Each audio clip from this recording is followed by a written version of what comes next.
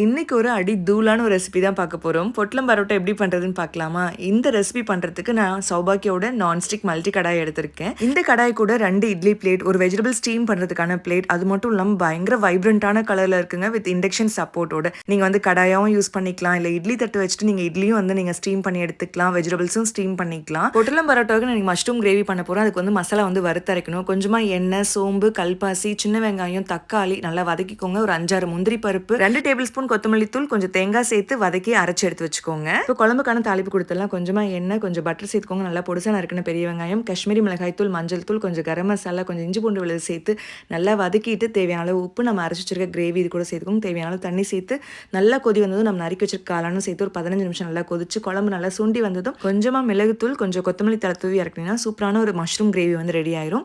என்னோட பொட்லம் பரோட்டாவில் ஆம்லேட் இருந்தால் நல்லா இருக்குமே நினச்சேன். அதனால ஒரு ஆம்லேட் போட்டு எடுத்தாச்சு. அதுக்கப்புறம் பரோட்டா அது மாதிரி தட்டி எடுத்துட்டு அதுக்கப்புறம் வாழை இலையை வச்சு ஒரு பரோட்டா, அப்புறம் கொஞ்சமாக கிரேவி, அப்புறம் ஒரு பரோட்டா, கொஞ்சம் கிரேவி, அப்புறம் ஆம்லேட், கொஞ்சம் கிரேவி, ஒரு பரோட்டா, அதுக்கு மேலே கடைசியாக ஒரு ஆம்லேட்டை வச்சு அழகாக பொட்டலமாக மடித்து ஒரு நூலை போட்டு இந்த மாதிரி கட்டிட்டு ஸ்டீமர் பிளேட்டை வச்சு அது மேலே பொட்டலத்தி வச்சு ஒரு 15 நிமிஷம் வேக வச்சு எடுத்திங்கன்னா கம கமன்னு பொட்டலம் பரோட்டா ரெடி ஆயிடுச்சு. இன்னைக்கு நான் செய்து காட்டினேன் இந்த மஷ்ரூம் கிரேவி சப்பாத்தி பரோட்டாக்கு ரொம்ப நல்லாயிருக்கும். மெஷர்மெண்ட்ஸ் நான் உங்களுக்கு டிஸ்கிரிப்ஷனில் கொடுக்குறேன். ஆனால் டேஸ்ட்டு வேறு லெவலுங்க.